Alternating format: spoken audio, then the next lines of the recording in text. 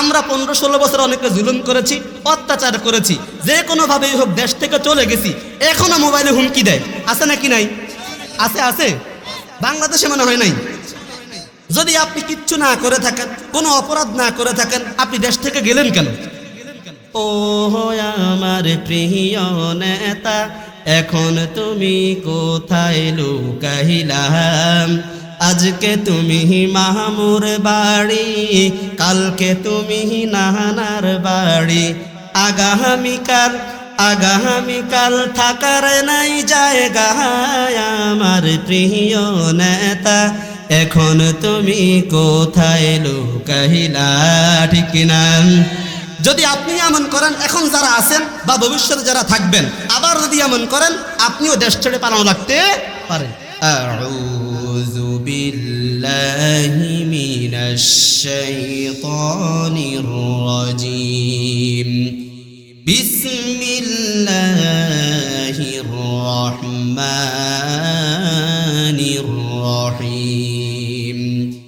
ইন্নাল্লাহা আশতারা মিনাল মুমিনিনা আনফুসাহুম ওয়া আমওয়ালাহুম বিআন্না লাহুমুল জান্নাহ।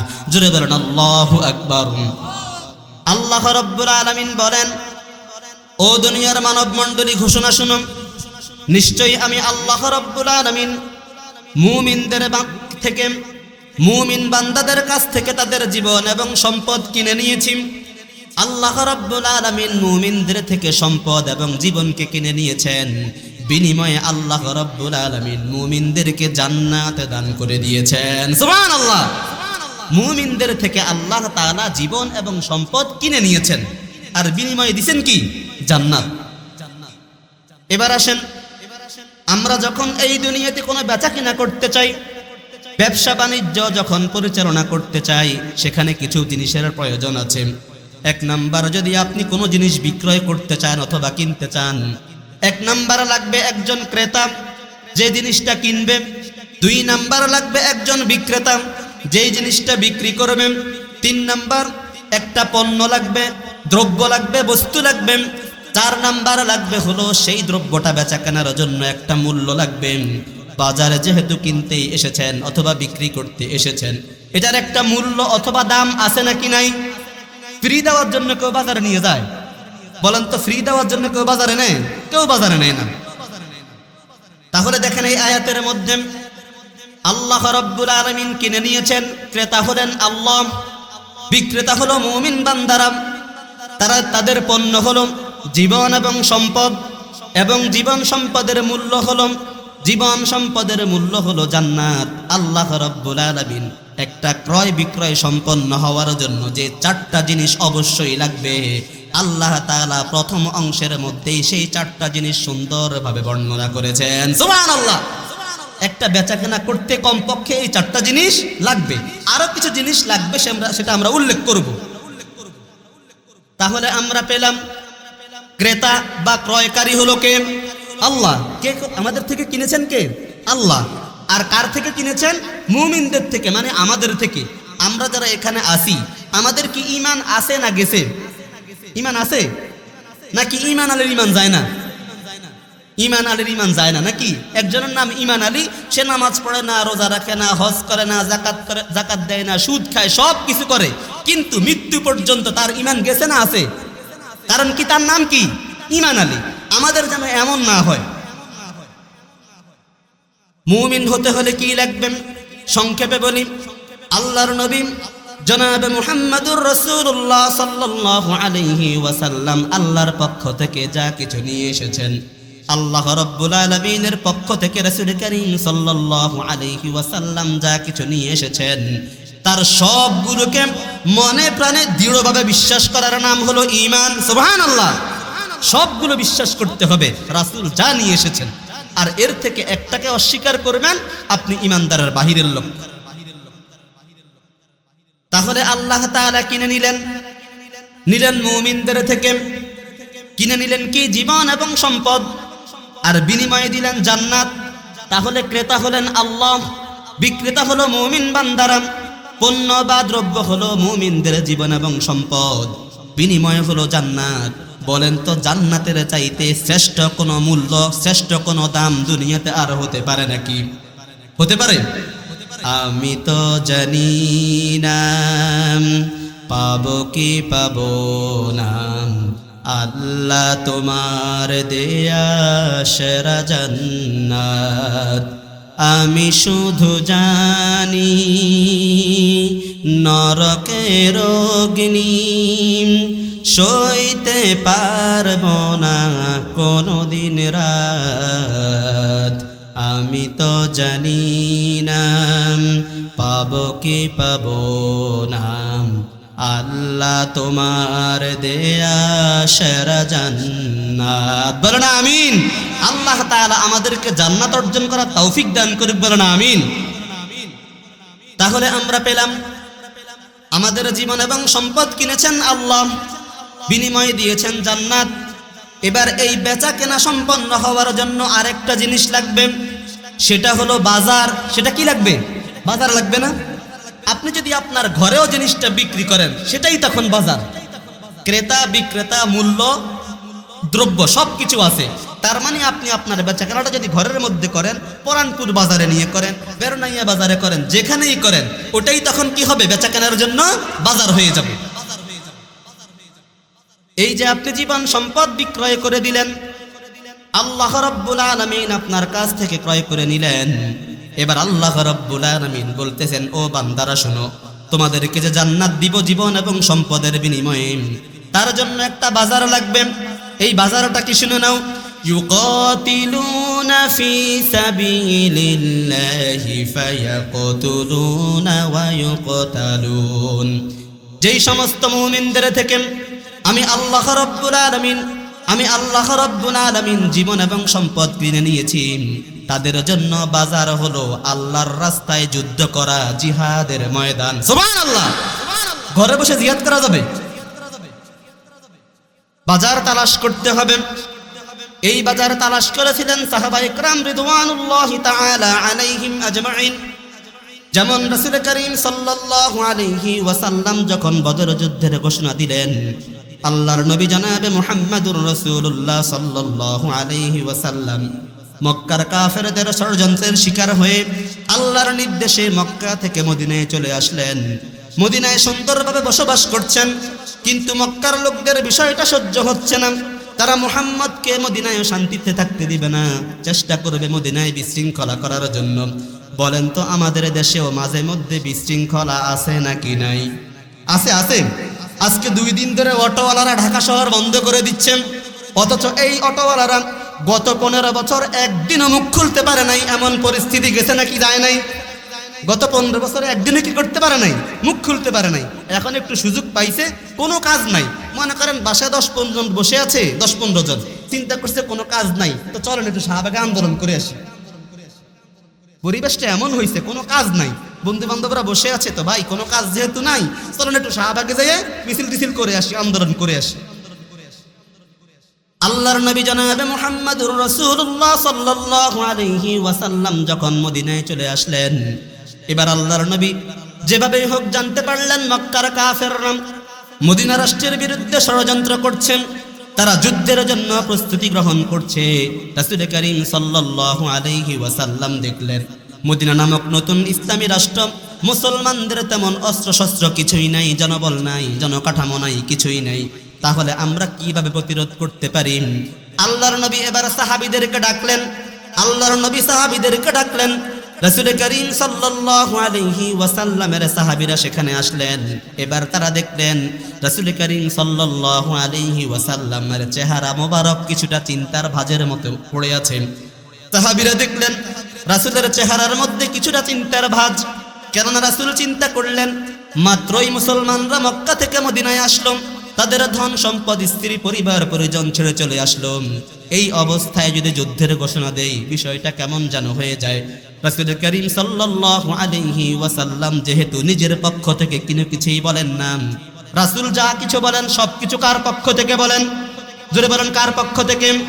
আল্লাহ তাআলা বলেন, وما ينطق عن الهوى إن هو إلا وحي يوحى আমার নবী নিজের থেকে বানিয়ে একটি শব্দ উচ্চারণ করেন না, শুধুমাত্র আল্লাহ রাব্বুল আলামিন আমার নবীকে যা কিছু বলতে বলেন আল্লাহ রাব্বুল আলামিনের রাসূল সেই ওহীর অনুসরণ করেই কথা বলে থাকেন। সুবহানাল্লাহ। নিজের থেকে বানায় একটা কথাও বলে না। তার মানে যখন যুদ্ধের ঘোষণা এসেছে, বলেন তো তাহলে যুদ্ধের ঘোষণা কার পক্ষ থেকে এসেছে? আল্লাহ রাব্বুল আলামিনের পক্ষ থেকে যুদ্ধের ঘোষণা যখন চলে আসলো, রাসূল করিম সাল্লাল্লাহু আলাইহি ওয়াসাল্লাম সাহাবীদের কাছে বিষয়টা নিক্ষেপ করলেন, থ্রো করলেন।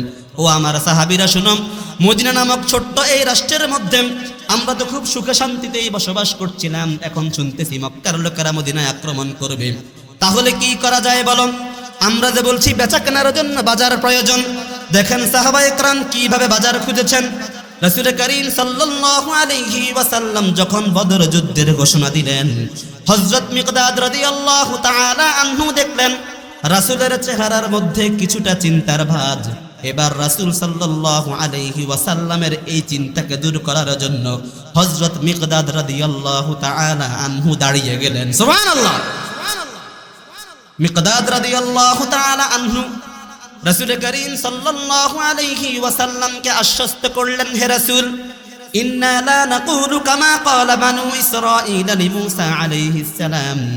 হে আল্লাহর নবী জনাবে মুহাম্মদুর রাসূলুল্লাহ সাল্লাল্লাহু আলাইহি ওয়াসাল্লাম, আমরা আপনাকে সেই কথার মতো বলবো না যেভাবে করে মূসা এবং তার জাতির লোকেরা বলেছিল। মূসা আলাইহিস সালামের জাতির লোকেরা বলল আমরা যুদ্ধ করতে চাই। এবার যখন আল্লাহর পক্ষ থেকে যুদ্ধ আসলো, তখন এই সমস্ত লোকেরা বলল, ইযহাব আনতা ওয়া রাব্বুকা ফাকাতিলা ইন্না হাহুনা কাঈদুন। ও মূসা, তুমি আর তোমার আল্লাহ গিয়ে যুদ্ধ করো, আমরা এখানে বসে থাকি। নাউজুবিল্লাহ বললেন, যুদ্ধ করবে, আমাদের অবস্থা এর কি এমন?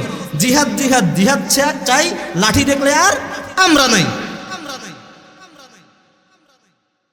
মূসা আলাইহিস সালামের জাতির লোকেরাও এমনটা বলেছিল।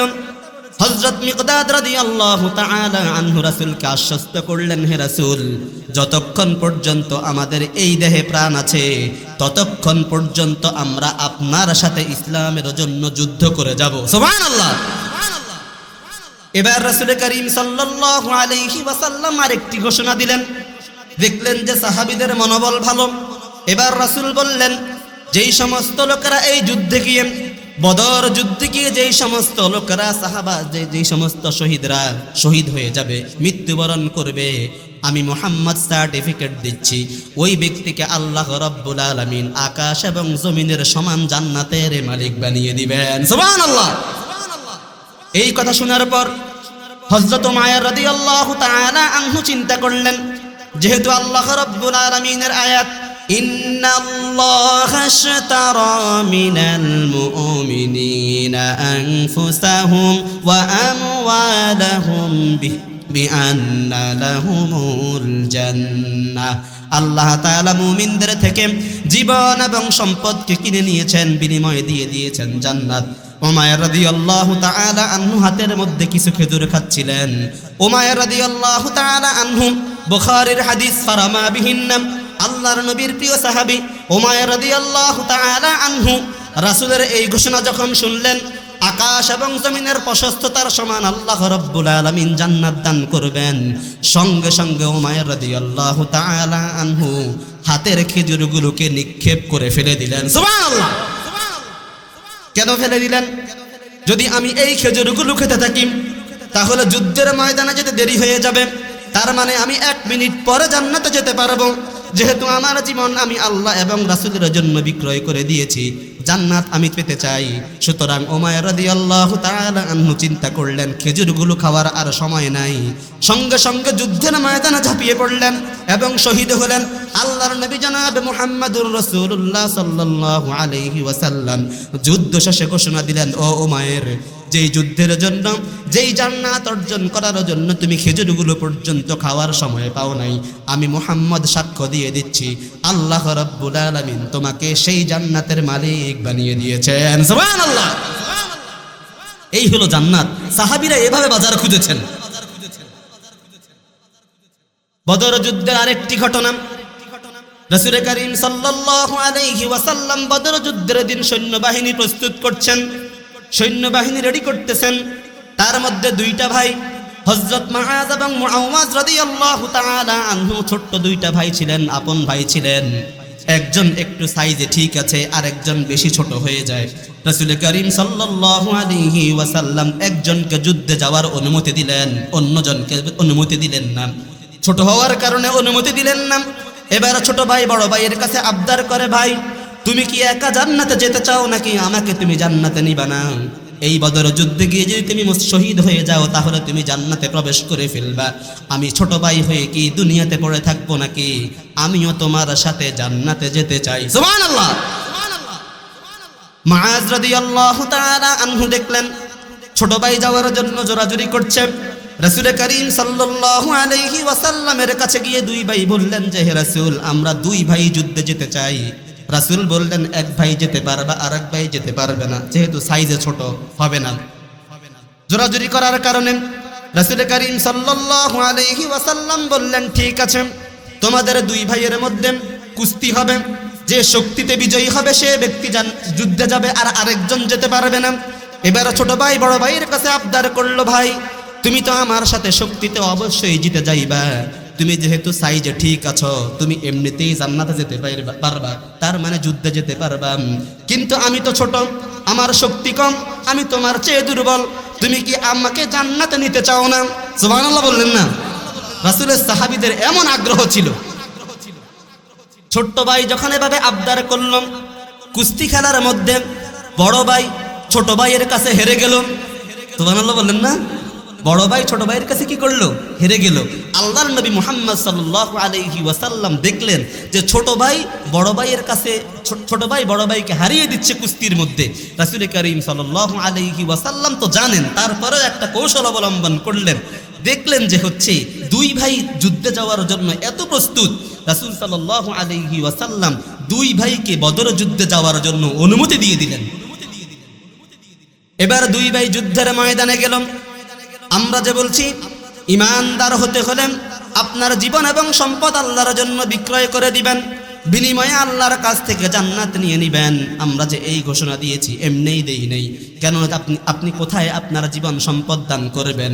আল্লাহ রাব্বুল আলামিন পরের অংশের মধ্যে বলেছেন, ইউকাতিলুনা ফি সাবিলিল্লাহি ফায়াকতুলুনা ওয়া ইউকতালুন। যেই সমস্ত মুমিন বান্দারা আমি আল্লাহ রাব্বুল আলামিনের দ্বীনকে বিজয় করার জন্য, ইসলামকে দুনিয়ার বুকে প্রতিষ্ঠিত করার জন্য যুদ্ধ করেন, যুদ্ধ করতে করতে হয়তো তারা মানুষকে মারে, আবার কখনো কখনো মারতে মারতে যখন আর সুযোগ থাকে না, আল্লাহ রাব্বুল আলামিনের ওই বান্দারা নিজেরাই শহীদ হয়ে যায়। সুবহানাল্লাহ। মুআয রাদিয়াল্লাহু তাআলা আনহু বদর যুদ্ধের ময়দানে গেলেন। রাসূল করিম সাল্লাল্লাহু আলাইহি ওয়াসাল্লামের বিশিষ্ট সাহাবী আশারায়ে মুবাশশারার সদস্য আব্দুর রহমান ইবনে আউফকে জিজ্ঞাসা করলেন, চাচা বলেন তো এখানের মধ্যে আবু জাহেল কোনটা? যেই আবু জাহেল মুহাম্মদকে অনেক কষ্ট দিত, রাসূলকে অনেক কষ্ট দিত, জ্বালা যন্ত্রণা দিত, সেই আবু জাহেল কোনটা? আব্দুর রহমান ইবনে আউফ বলেন, ছোট্ট দুইটা ভাই যখন আমার কাছে এই কথা জিজ্ঞাসা করলো আমি অবাক হয়ে গেলাম। ছোট দুইটা ভাই আবু জাহেলকে দিয়ে কি করবে? আবু জাহেল হলো মক্কার কাফেরদের সেনাপতি, তাহলে কেন আবু জাহেলকে খুঁজতেছেন? বলতেছে যে আমরা আবু জাহেলের কাছ থেকে রাসূলকে নির্যাতনের প্রতিশোধ গ্রহণ করব। সুবহানাল্লাহ। অথচ সাইজে কি ছোট, বয়সে কম। আমরা ছোট, আমাদের গ্রাম্য ভাষায় বলি না ধান্নে মরিচ, ছোট মরিচ, কিন্তু কি বেশি? ঝাল বেশি। আব্দুর রহমান ইবনে আউফ রাদিয়াল্লাহু তাআলা আনহু বলেন, আমি দেখলাম যুদ্ধ যখন শুরু হয়ে গেল, মুআয এবং মুআওয়াজ রাদিয়াল্লাহু তাআলা আনহু আবু জাহেলের উপর এমন ভাবে ঝাঁপড়ে পড়লো, এমন ভাবে আঁকড়ে ধরলো, এমন ভাবে তাকে হেনস্থা করে ফেললো। ওই ছোট্ট দুই ভাইয়ের হাতেই মক্কার কাফেরদের সেই মহান নেতা আবু জাহেল বদরের ময়দানে একেবারে শেষ। সুবহানাল্লাহ। কিন্তু মানুষ কি ছোট। যুদ্ধ করতে করতে এই দুই ভাই শহীদ হয়ে গেল। এই দুই ভাইও যুদ্ধের ময়দানে শহীদ হয়ে গেল। রাসূল করিম সাল্লাল্লাহু আলাইহি ওয়াসাল্লাম এই দুইটি ভাইকে জান্নাতের পাখি হিসেবে ঘোষণা দান করে দিলেন। সুবহানাল্লাহ। এই দুইজন কি জান্নাতের পাখি। সুতরাং এই দুনিয়ার বুকেই খালি সুখ নয়, বলেন তো সকল সুখ কোথায়? জান্নাতে। মায়া ঘেরা রঙিন পৃথিবী নয় তো সুখের খনি, মায়া ঘেরা রঙিন পৃথিবী নয় তো সুখের খনি। জান্নাত চির সুখেরি ঘর, জান্নাত চির সুখেরি ঘর, যদি জানতে ওগো তুমি, মায়া ঘেরা রঙিন পৃথিবী নয় তো সুখের খনি। ঠিক কিনা? সকল সুখ কোথায়? জান্নাতে। তাহলে বদর যুদ্ধের ময়দানে রাসূল করিম সাল্লাল্লাহু আলাইহি ওয়াসাল্লামের সাহাবীরা স্বতঃস্ফূর্তভাবে অংশগ্রহণ করলেন, যুদ্ধের ময়দানে শহীদ হলেন, অনেকেই শহীদ হয়ে গেলেন। 14 জন সাহাবী শহীদ হয়েছেন বদরের যুদ্ধের ময়দানে। এবার উহুদ যুদ্ধের ময়দানে আল্লাহর নবী জনাবে মুহাম্মদুর রাসূলুল্লাহ সাল্লাল্লাহু আলাইহি ওয়াসাল্লাম নিজে সেনাপতির দায়িত্ব পালন করেছেন। উহুদ যুদ্ধের দিন রাসূল করিম সাল্লাল্লাহু আলাইহি ওয়াসাল্লামের মাথার মধ্যে লোহার হেলমেট ঢুকে গেল, রাসূলের দাঁত মুবারক শহীদ হয়ে গেল। আল্লাহর নবী জনাবে মুহাম্মদুর রাসূলুল্লাহ সাল্লাল্লাহু আলাইহি ওয়াসাল্লাম বেহুশ হয়ে পড়ে গেলেন। জিবরাইল এসে বললেন, হে রাসূল, জিবরাইল এসে বললেন, হে রাসূল, আপনি শুধু একবার বলেন, দুই পাশ থেকে উহুদের ময়দানটাকে চাপা দিয়ে শেষ করে দেই। আল্লাহর নবী তখন বললেন, আল্লাহুম্মা গফির লিকাওমি ফাইন্নাহুম লা ইয়ালামুন। ইয়া রাব্বাল আলামিন, আপনি যদি আমার এই জাতিকে ধ্বংস করে দেন তাহলে আমি কার কাছে দিনের দাওয়াত দিব? হে আল্লাহ, আপনি দয়া করে আমার এই জাতিকে একেবারেই ক্ষমা করে দেন। সুবহানাল্লাহ। এরকম ক্ষমার আদর্শ কি আমরা দেখাইতে পারবো? কোত্থেকে পারবো? আমরা 15-16 বছর অনেকে জুলুম করেছি, অত্যাচার করেছি, যে কোনোভাবেই হোক দেশ থেকে চলে গেছি, এখনো মোবাইলে হুমকি দেয়। আছে নাকি নাই? আছে, আছে। বাংলাদেশে মনে হয় নাই। যদি আপনি কিচ্ছু না করে থাকেন, কোনো অপরাধ না করে থাকেন, আপনি দেশ থেকে গেলেন কেন? ও আমার প্রিয় নেতা, এখন তুমি কোথায় লুকাইলা? আজকে তুমি মাহমুর বাড়ি, কালকে তুমি নানার বাড়ি,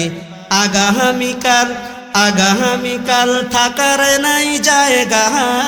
আমার প্রিয় নেতা, এখন তুমি কোথায় লুকাইলা? ঠিক কিনা? যদি আপনি এমন করেন, এখন যারা আছেন বা ভবিষ্যতে যারা থাকবেন, আবার যদি এমন করেন, আপনিও দেশ ছেড়ে পালানো লাগতে পারে। অতএব মানুষের প্রতি জুলুম করবেন না। তাহলে বলছিলাম, রাসূল করিম সাল্লাল্লাহু আলাইহি ওয়াসাল্লাম উহুদের ময়দানে গেলেন, নিজে রক্তাক্ত হলেন। তারপর রাসূল করিম সাল্লাল্লাহু আলাইহি ওয়াসাল্লাম ওই সমস্ত লোকদেরকে ক্ষমা করে দিলেন। সেই উহুদের ময়দানে রাসূল করিম সাল্লাল্লাহু আলাইহি ওয়াসাল্লাম যখন রক্তাক্ত হয়েছেন, হযরত তালহা রাদিয়াল্লাহু তাআলা আনহু রাসূল করিম সাল্লাল্লাহু আলাইহি ওয়াসাল্লামকে চারপাশ থেকে ঘেরাও করে রেখেছেন। উহুদ যুদ্ধ শেষ হওয়ার পর দেখা গেল শুধুমাত্র তালহা রাদিয়াল্লাহু তাআলা আনহুর শরীরের মধ্যে 70 থেকে 73টা তীরের আঘাত পাওয়া গিয়েছে। সুবহানাল্লাহ। 70 থেকে 73টা। এজন্য রাসূল করিম সাল্লাল্লাহু আলাইহি ওয়াসাল্লাম বললেন, তালহা হলো এই যুগের জীবন্ত শহীদ। সুবহানাল্লাহ বললেন না? এজন্য খন্দক যুদ্ধের দিন রাসূল করিম সাল্লাল্লাহু আলাইহি ওয়াসাল্লাম কত কষ্ট করলেন, নিজে পরিখা খনন করলেন, মাটি কাটলেন, গর্ত করলেন। তারপর আল্লাহর নবীর সাহাবীরা এমন ভাবে কাজ করলেন, কাজ করতে করতে পেটের ক্ষুধায় কষ্ট হচ্ছে, পেটের ক্ষুধাকে নিবারণ করার জন্য আল্লাহর নবীর সাহাবীরা খোশ গল্প করলেন, কবিতা আবৃত্তি করলেন।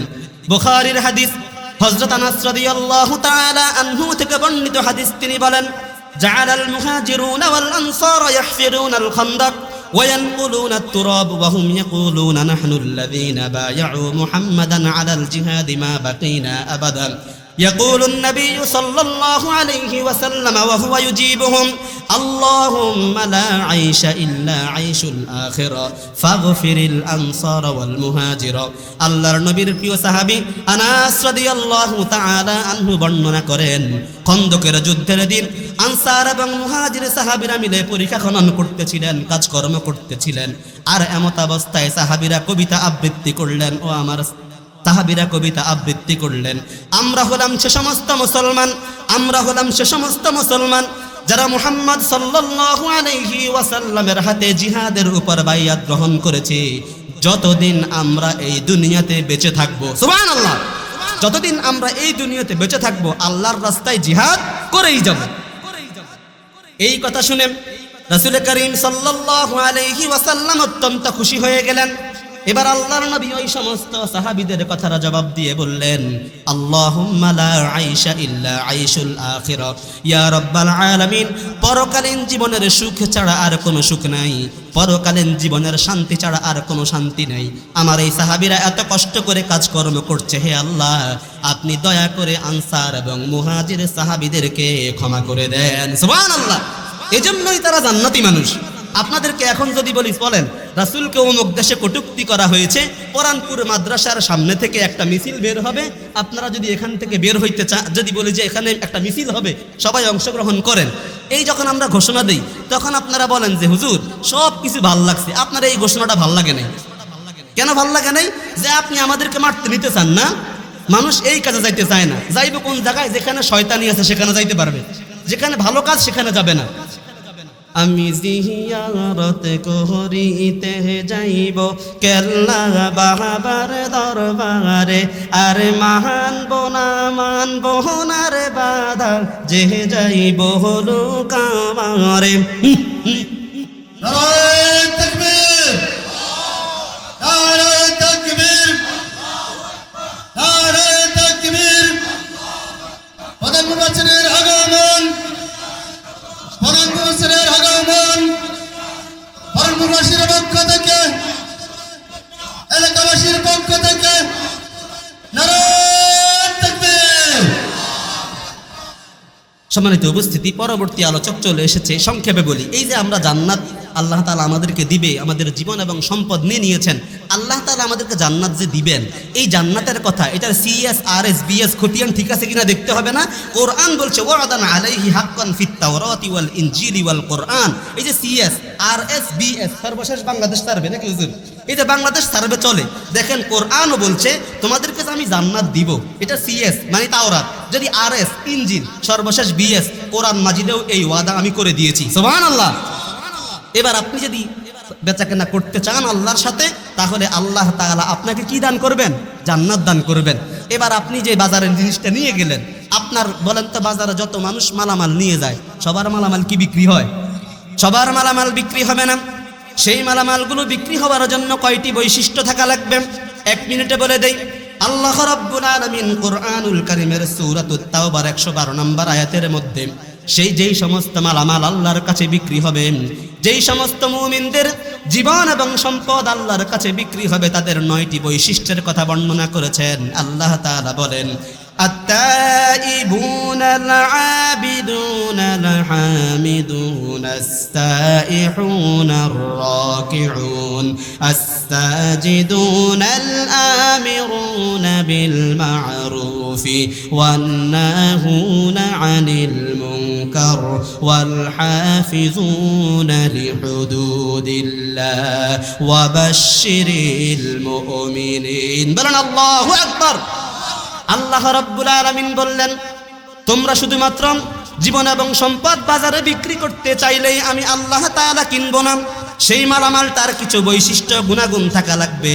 সেই বৈশিষ্ট্যগুলোর মধ্যে 1 নম্বর বৈশিষ্ট্য হলো তারা মুমিন বান্দারা আল্লাহর কাছে তওবাকারী হবে, 2 নম্বর আল্লাহর ইবাদতকারী হবে, 3 নম্বর আল্লাহর প্রশংসাকারী হবে, 4 নম্বর রোজা পালনকারী হতে হবে, 5 নম্বর রুকুকারী হবে, 6 নম্বর সেজদাকারী হবে, 7 নম্বর হলো সব সময় সৎ কাজের আদেশ দিতে হবে এবং মন্দ কাজ, 8 নম্বর হলো মন্দ কাজ থেকে নিষেধকারী হবে, 9 নম্বর হলো আল্লাহ রাব্বুল আলামিন যেখানে যা বিধান দিয়েছেন, যেখানে যা সীমারেখা দিয়েছেন, সেই সীমারেখা অনুযায়ী যারা জীবন যাপন করবে সেই সমস্ত লোকদের জীবন এবং সম্পদ আল্লাহ কিনে নেবেন এবং মরণের পর, মৃত্যুর পর আল্লাহ তাআলা তাদেরকে জান্নাত দান করে দিবেন। সুবহানাল্লাহ।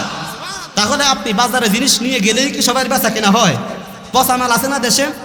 আপনার ঈমান যদি নয় হয়, আপনার ঈমান যদি প্রকৃতপক্ষে ঈমান না হয়, আপনার এই ঈমান আল্লাহর বাজারে বিক্রি হবে না। সুতরাং আল্লাহ তাআলা তখন আপনার এই মালামাল কিনবেন না, আপনাকে জান্নাতও দিবেন না। যদি আপনি এই 9টা বৈশিষ্ট্য অর্জন করতে পারেন, এবার আল্লাহ বললেন ওয়াবাশশিরিল মুমিনিন, এই সমস্ত মুমিনদেরকে আপনি জান্নাতের সুসংবাদ দিয়ে দিন। আল্লাহ তাআলা আমাদেরকে ইসলামের পথে থাকার তৌফিক দান করুক। আল্লাহ তাআলা আমাদের এই দেশটাকে ইসলামের জন্য কবুল করুক এবং আল্লাহ তাআলা মুমিনদের যে 9টি বৈশিষ্ট্যের কথা বলেছেন, আমরা যেন সব সময় ইসলামের পথে, ইসলাম যেন এই বাংলাদেশে প্রতিষ্ঠিত হয়, সেই পথে যেন আমরা অগ্রগামী হতে পারি। আল্লাহ তাআলা আমাদেরকে সেই পথে কাজ করার তৌফিক দান করুক। বলেন আমিন।